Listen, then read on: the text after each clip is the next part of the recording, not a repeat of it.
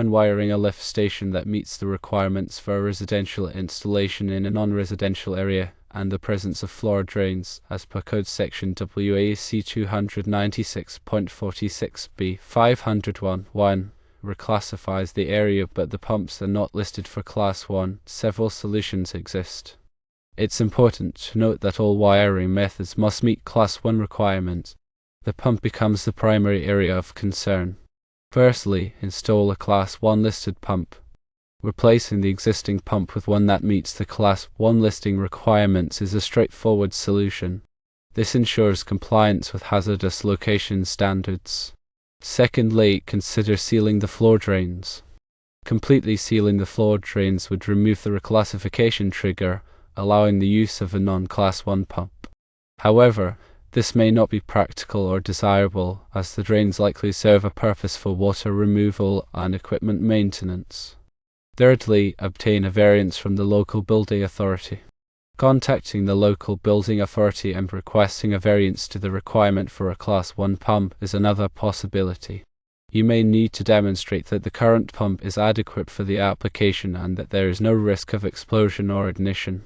This could involve providing documentation, test results, or expert opinions. Fourthly, use explosion-proof enclosures.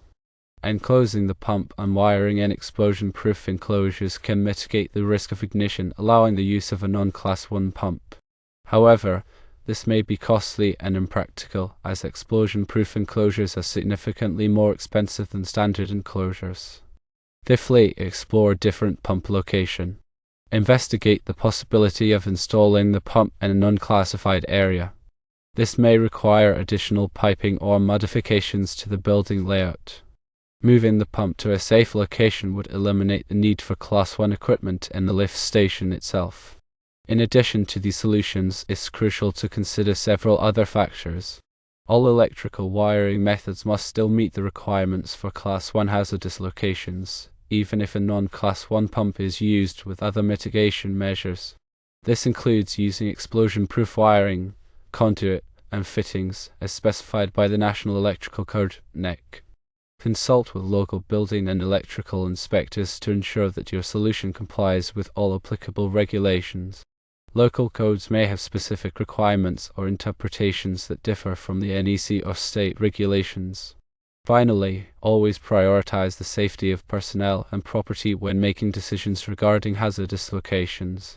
Implementing redundant safety measures and conducting thorough risk assessments can help prevent accidents and ensure a safe working environment. Regarding electrical code requirements, it is important to understand that even if a variance is obtained, or the floor drains are sealed, the electrical wiring methods may still need to adhere to Class 1 requirements due to other potential hazards in the area. This includes using appropriate explosion-proof conduit, fittings, and sealing practices to prevent the propagation of flames or explosions. Local regulations play a significant role in determining the specific requirements for lift station wiring. Always consult with local building and electrical inspectors early in the project to understand their expectations and ensure compliance. They may have specific interpretations of the code or additional requirements based on local conditions. When considering a variance, be prepared to provide detailed documentation and justification for your request. This may include engineering calculations, risk assessments, and documentation of the pump's specifications and safety features. Demonstrate that the proposed solution provides an equivalent level of safety to a Class 1 compliant installation. Explosion-proof enclosures are designed to contain an internal explosion without allowing it to propagate to the surrounding atmosphere. They are typically made of heavy-duty materials and are designed to withstand significant pressure. When using explosion-proof enclosures, ensure that all fittings and connections are also explosion-proof rated. Relocating the pump may involve significant modifications to the lift station's layout and piping system. Carefully consider the costs and feasibility of this option, as it may involve additional engineering and construction work. Ensure that the new location meets all applicable code requirements and provides adequate access for maintenance and repairs.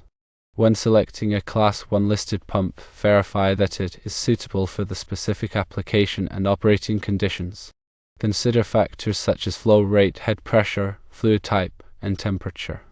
Ensure that the pump's motor and other components are also Class 1 rated. Sealing floor drains can be an effective way to eliminate the hazardous location classification, but it may not be practical in all situations. Consider the impact on drainage and maintenance before sealing the drains. Ensure that the sealing method is effective and prevents the entry of flammable gases or vapors. Remember that the National Electrical Code, NEC, provides detailed requirements for wiring in hazardous locations. Familiarize yourself with the relevant sections of the code, such as Article 500 through Article 516, and ensure that all wiring methods comply with these requirements. Proper grounding and bonding are essential for safety in hazardous locations. Ensure that all electrical equipment is properly grounded and bonded to minimize the risk of electrical shock and prevent the accumulation of static electricity, which can be a source of ignition. Regular inspections and maintenance are crucial for ensuring the continued safety of the lift station. Establish a schedule for inspecting and testing all electrical equipment, including pumps, wiring, and enclosures. Address any issues promptly to prevent potential hazards. When working in hazardous locations, always use appropriate personal protective equipment, PPE, such as flame-resistant clothing, safety glasses, and gloves. Follow all safety procedures and guidelines to minimize the risk of injury. If flammable gases or vapors are present, ensure that the area is properly ventilated to prevent the accumulation of explosive concentrations. Use air monitoring equipment to detect the presence of flammable substances and take appropriate action if necessary. Before working on any electrical equipment in a hazardous location, always de-energize the circuit and verify that it is safe to work on. Use lockout/tagout procedures to prevent accidental re-energization of the circuit. If you are unsure about any aspect of wiring in a hazardous location, consult with a qualified electrical engineer or electrician. They can provide expert guidance and ensure that the installation complies with all applicable codes and regulations. Consider using intrinsically safe circuits for instrumentation and control systems in hazardous locations. Intrinsically safe circuits are designed to limit the amount of energy available to ignite flammable substances. When selecting electrical equipment for hazardous locations, choose equipment that is specifically designed and certified for use in those environments. Look for equipment that is labeled with the appropriate class, division, and group ratings.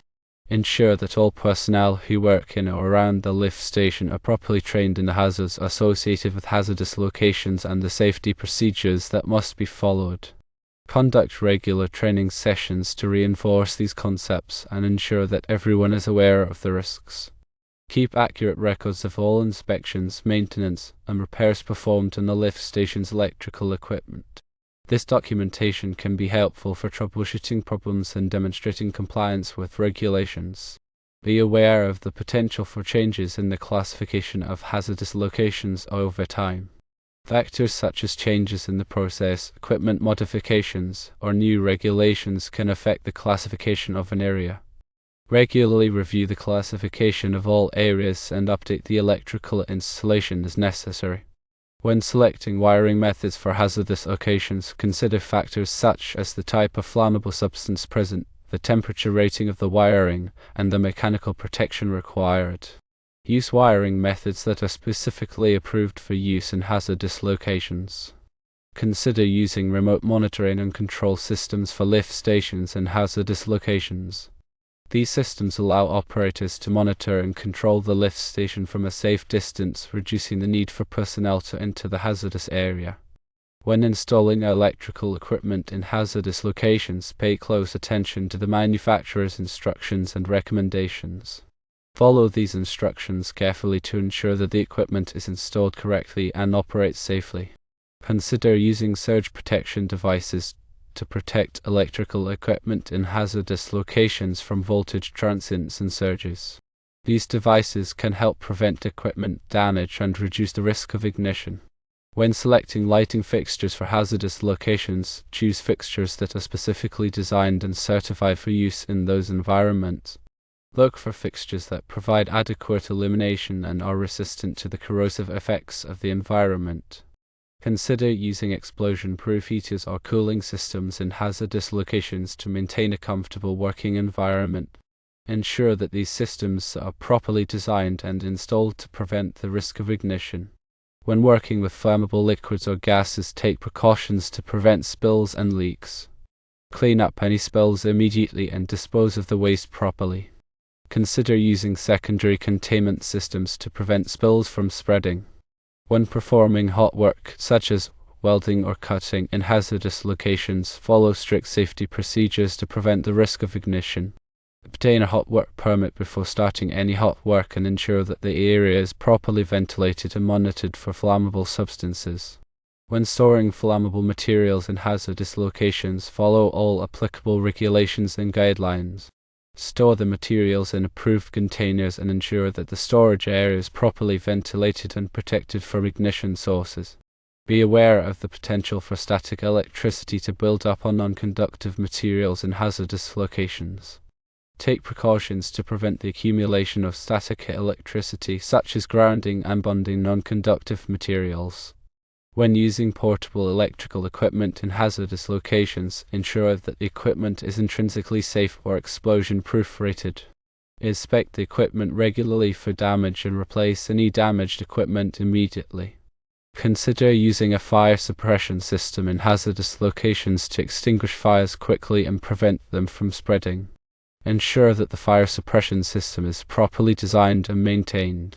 When selecting electrical equipment for use in hazardous locations, consider the environmental conditions, such as temperature, humidity, and corrosive substances. Choose equipment that is designed to withstand these conditions. Be aware of the potential for lightning strikes to ignite flammable substances in hazardous locations. Install lightning protection systems to protect electrical equipment and structures from lightning strikes. When designing electrical systems for hazardous locations, consider the use of redundancy to improve reliability and prevent downtime. This may involve using multiple power sources, backup generators, or redundant control systems. Consider using a process hazard analysis to identify potential hazards and develop safety measures for lift stations in hazardous locations. A PHA is a systematic approach to identifying and evaluating hazards and risks. When working with electrical equipment in hazardous locations, always follow the principles of electrical safety, such as wearing appropriate personal protective equipment, de-energizing circuits before working on them, and using lockout/tagout procedures. Remember that safety is always the top priority when working in hazardous locations. Take the time to understand the risks and follow all applicable safety procedures and guidelines to prevent accidents and injuries.